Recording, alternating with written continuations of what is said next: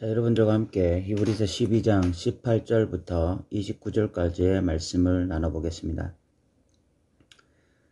18절부터 29절까지는 시내산과 시온산이 대조가 되면서 시내산에서 받은 말씀과 또 시온산에서 받은 말씀이 대조가 됩니다.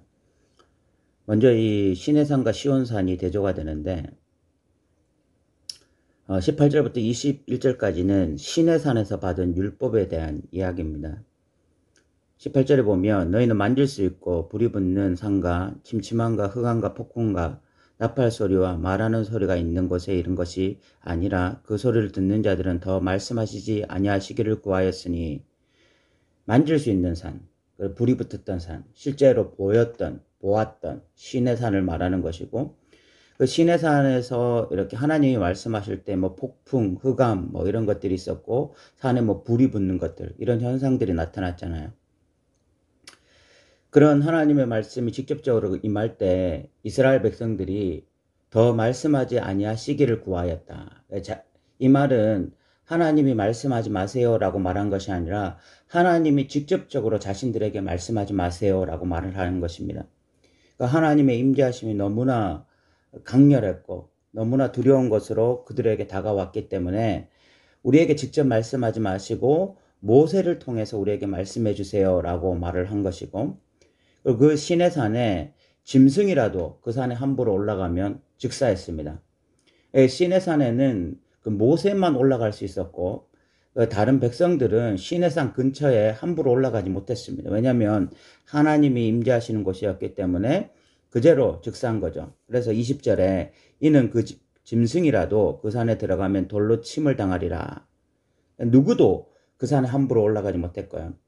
심지어 모세도 21절에 보면 그 보이는 바가 이렇듯 무섭기로 모세도 이르되 내가 심히 두렵고 떨린다. 모세가 시내산에서 율법도 받고 했지만 모세조차도 그 하나님을 직접 대면하는 것에 대해서 두려움을 가지고 있었고, 그래서 심히 두렵고 떨린다 이렇게 말을 한 것입니다. 시내산은 하나님이 임재하시는 그 거룩한 장소고, 그 거룩한 장소가 주는 압박감, 두려움 이런 것들로 인해서 백성들이 굉장히 두려워하면서 친히 우리에게 말씀하지 말라 이렇게 말할 정도로 어떤 두려움, 경외심을 느낀 장소였습니다. 그런데 시내산이 아니라 시온산이 나옵니다. 22절에 보면 그러나 너희가 이룬 곳은 시온산과 살아계신 하나님의 도성인 하늘의 예루살렘과 천만 천사와 하늘에 기록된 장자들의 모임과 교회와 만민의 심판자이신 하나님과 및 온전하게 된 의인의 영들과 새 언약의 중보자이신 예수와 및 아벨의 피보다 더 나은 것을 말하는 뿌린 피니라 라고 말을 하고 있습니다.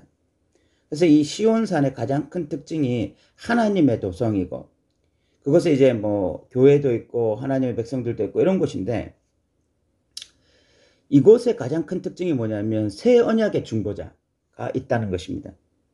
모세가 첫 언약의 중보자였다면, 모세조차도 그 시내산에서 두려워했다면, 새 언약의 중보자이신 예수님은 아벨의 피보다 더 나은 피를 뿌렸습니다. 예수 그리스도의 피를 뿌렸습니다. 그래서 나타난 결과가 뭐냐면 누구라도 하나님의 은혜의 보좌 앞에 담대히 나아갈 수 있게 된 것입니다. 누구라도 하나님의 지성소에 들어가 하나님을 만날 수 있는 특권을 가진 것입니다. 시내산은 모세만 들어갈 수 있었고 모세 이외의 다른 사람들이 함부로 시내산에 오르면 즉사했지만, 이제 이 시온산은 누구라도 하나님의 지성소에 들어가 하나님과 교제하며 하나님과 만날 수 있는 특권을 누리게 된 것입니다. 이 얼마나 복되고 귀한 일입니까? 이것은 새 언약의 중보자이신 예수 그리스도가 하신 일입니다. 그러면서 이제 25절부터는 히브리서의 마지막 경고가 나옵니다. 히브리서는 몇 번이나 이 히브리 저자가 강력한 경고를 히브리 수신자들에게 했습니다. 이 마지막 경고가 나오는데 25절에 보면 너희는 산과 말씀하신 일을 거역하지 말라. 땅에서 경고하신 일을 거역한 그들이 피하지 못하였거든 하물며 하늘로부터 경고하신 일을 배반하는 우리일까 보냐. 자, 여기서 대조가 되는 것이 땅에서 경고하신 이를 거역한 그들이 피하지 못하였다. 그런데 우리일까 보냐라고 말을 하고 있습니다. 땅에서 경고하심을 받았다는 것은 그 시내산에서 모세를 통해서 하나님의 말씀을 들은 것을 의미하는 것입니다. 모세라는 매개체를 통해서 하나님의 말씀을 직접적으로 들은 것이 아니라 간접적으로 들은 거예요. 그렇게 간접적으로 들었어도 이를 거역하면 그들이 심판을 피하지 못했습니다. 그런데 지금 하나님의 백성들은 누구를 통하여 하나님의 말씀을 듣는 것이 아닙니다. 그들은 직접 하늘 지성소에 들어가 하나님이 계신 그곳에 들어가 하나님으로부터 경고하심을 받는 것입니다. 그런데 직접적으로 이렇게 하나님의 말씀을 듣는 우리, 여기서 우리라는 것은 신약시대의 교회를 의미하는 것입니다. 신약시대의 교회인 하나님의 백성들이 직접적으로 하나님의 지성소에 들어가 하나님의 음성을 듣는데, 그런데도 하나님의 말씀을 거역한다면 어떻게 이 심판을 면할 수 있겠느냐, 이런 말을 하고 있는 것입니다. 이런 말씀이 오늘날 현대인들에게 너무너무 낯선 말씀이고 너무너무 어색한 말씀입니다. 현대인들은 하나님이 은혜로 무조건 용서하신다, 이해하신다, 용납하신다, 이런 메시지를 너무 많이 듣고 있습니다. 그렇게 듣고 있는 현대인들이 그러면서 정말 깨닫지 못하는 것이 오늘날 이 신약시대의 교회가 받은 특권, 영광, 그것에 대해서는 인지하지 못하는 거예요. 오늘날 교회, 하나님의 백성들이 받은 영광은 구약시대의 백성들이 받지 못했던 영광입니다. 그것은 은혜의 보좌, 그 하늘 지성소에 직접적으로 들어가서 하나님의 음성을 직접 듣는 것입니다. 직접 하나님을 대면하는 것입니다. 그런데도 하나님을 배반하고 그런데도 믿음으로 살지 못했을 때에 그들이 받는 그런 심판은 구약시대의 심판보다도 더 강력할 수밖에 없는 것이죠. 그런데 이런 어떤 복음의 어떤 이 입체적인 복음의 어떤 이런 다양성에 대해서 생각하지 못하고 그냥 단순히 평면적으로 하나님은 은혜의 하나님이다, 용서의 하나님이다, 나는 연약하다, 부족하다, 그래도 하나님은 나를 용납하신다, 이해하신다, 이런 단순한 어떤 단선적인 신학, 단선적인 어떤 성경 내용으로 모든 것을 이렇게 신앙을 퉁치려고 하니까 굉장한 많은 문제들이 발생하는 거고, 신약 성경에서 말하는 다양한 어떤 측면의 복음을 이렇게 그들에게 입체로 다가오는 것이 아니라 그냥 이런 것들을 너무나 단순화시켜서 그냥 평면으로 메시지가 이렇게 증거되고 있는 것이라는 그런 생각을 하게 되어집니다. 그러나 오늘 25절에 보면 지금 신약 교회가 받은 것은요, 구약 하나님의 백성들과는 비교도 할 수 없는 은혜입니다. 그것을 우리가 알아야 되고, 그런데도 구약의 백성들보다 더 믿음으로 살지 못할 때에 받을 심판은 더 심한 것이죠. 그래서 26절에 그때에는 그 소리가 땅을 진동하였거니와 이제는 약속하여 이르시되 내가 또 한 번 땅만 아니라 하늘도 진동하지라 하였느니라. 이 또 한 번이라 하심은 진동하지 아니하는 것을 영존하게 하기 위하여 진동할 것들 곧 만드신 것들이 변동될 것을 나타내심이라. 이 말이 무슨 말인가 하면 이 땅에는 영원한 것이 있고 영원하지 않은 것이 있습니다. 그 영원하지 않는 것들은 하나님이 이제 마지막에 흔드실 때에 다 사라지게 될 것이라는 것입니다. 그리고 영원할 것들만 남게 된다는 것입니다. 그러면 그 영원할 것이 무엇이냐?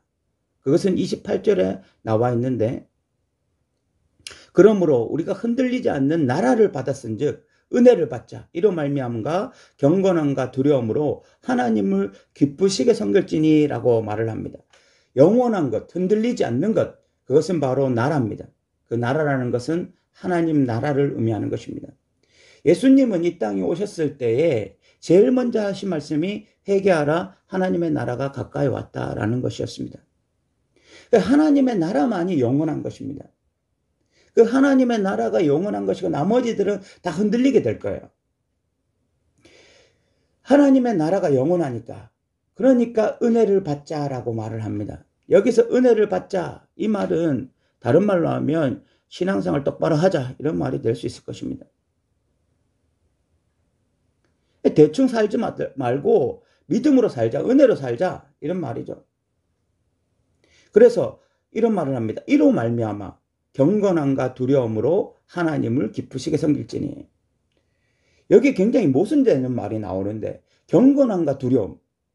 경건함과 두려움이라는 것은 굉장히 어떤 신의 산에서와 같은 그런 하나님의 임재에 대한 어떤 공포, 두려움 것처럼 느껴지는데, 그 경건함과 두려움으로 하나님을 기쁘시게 섬긴다는 것입니다. 굉장히 역설적이고 굉장히 모순적인 표현인 것처럼 보이지만, 실질적으로 하나님을 가장 기뻐하는 자가 누군가 하면 하나님을 경외하는 자고 하나님을 두려워하는 자입니다. 하나님을 경외함으로 떨며 섬기는 자가 하나님을 기뻐하게 되어져요.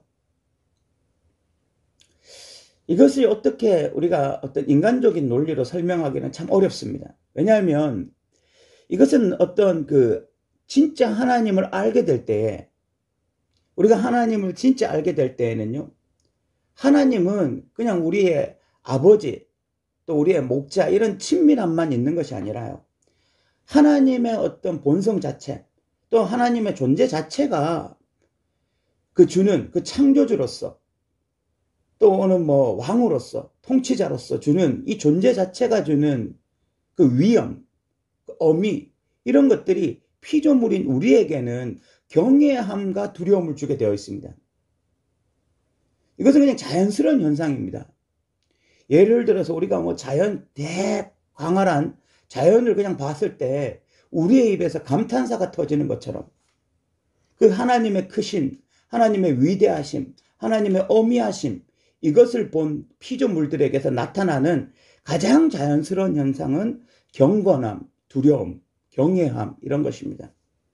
그런데 우리가 대자연의 그런 광활한 모습을 봤을 때 그런 모습만 나타나는 것이 아니라 그것이 기쁘잖아요. 그런 모습을 볼 수 있는 것이 막 행복하잖아요. 마찬가지로 하나님의 어떤 어미하심, 하나님의 크심, 하나님의 강대하심을 봤을 때는 우리가 하나님에 대한 어떤 경외함만 드는 것이 아니라 하나님의 위대하심, 광대하심, 어비하심으로 인해서 피조물인 우리는 기뻐하게 된다는 것입니다. 그래서 예배는 이런 다양한 감정들의 복합적인 어떤 결과입니다. 예배라고 하는 것은요, 그냥 나의 아버지 되시다, 나의 목자 되시다, 이렇게 편안하게 와서 그냥 편안하게 예배 드리는 게 아니에요. 그렇게 해서는 깊은 예배가 나오지 않습니다. 정말 깊은 예배가 드려지기 위해서는 하나님의 경외, 하나님에 대한 어미하심, 하나님의 크심, 하나님의 강대하심을 피조물이 봐야 돼요. 그 앞에서 막 두렵고 떨림의 감정들이 나타나면서, 그러면서도 하나님의 크심과 강대하심을 바라보면서 하나님을 전심으로 찬양하게 되어지고 기뻐하게 되어지는 이런 일들이 일어나야 됩니다. 이런 종합적이고 이런 아주 복합적이고 입체적인 것이 바로 예배의 진짜 모습입니다. 그래서 29절에 우리 하나님은 소멸하는 불이시다, 경외함으로 마치고 있습니다. 하나님 앞에 제대로 살아야 된다.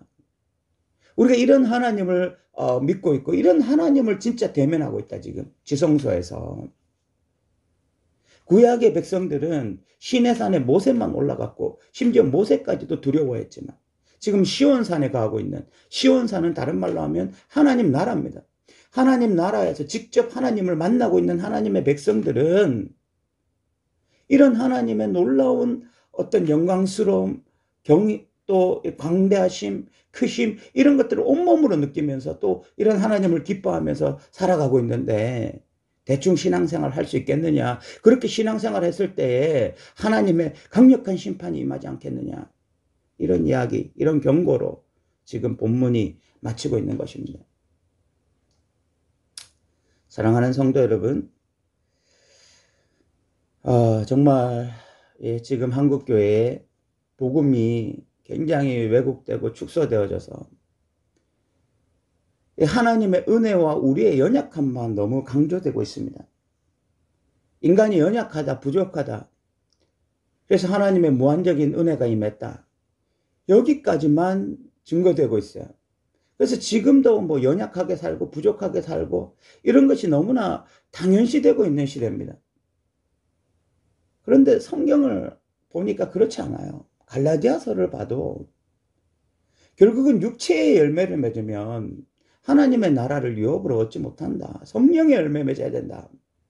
우리는 왜냐하면 성령 시대에 살고 있기 때문에 라고 말을 하고 있고, 지금 이 히브리서 기자는 우리는 지금 시내산이 아니라 시온산에 살고 있기 때문에 더 분명하게 신앙생활을 해야 된다. 경건함과 두려움으로 하나님을 기쁘시게 섬겨야 된다라고 말을 하고 있습니다. 물론 우리는 연약합니다. 우리는 부족합니다. 그럼에도 불구하고 경건함과 두려움으로 하나님을 기쁘시게 섬겨야 되는 것이 신약의 백성들입니다. 그리고 갈라디아서에 의하면 성령의 열매를 맺어야 되는 것이 하나님의 백성입니다. 복음이 왜곡되고 복음이 축소되지 않기를 바랍니다. 성경 66권의 말씀이 우리에게 평면이 아니라 입체로 다가오기를 원합니다. 그래서 우리의 연약함에 대한 하나님의 은혜에 대해서 말을 할 때는 그 은혜 주시는 하나님에 대해서 찬양하지만, 그러나 이런 본문들이 그런 것들 때문에 왜곡되어지고 축소되어지고 약화되어져서 정작 경건함과 두려움으로 하나님을 기쁘시게 섬겨야 하는 순간에도 하나님을 제대로 섬기지 못하는 이런 어리석은 자리에 있지 않기를 바랍니다. 히브리서 말씀 그대로가 우리에게 온전히 증거되어지고 우리가 그것을 온전히 100% 느낄 수 있는 믿음의 사람들 되기를 바랍니다. 오늘도 들어주셔서 감사합니다.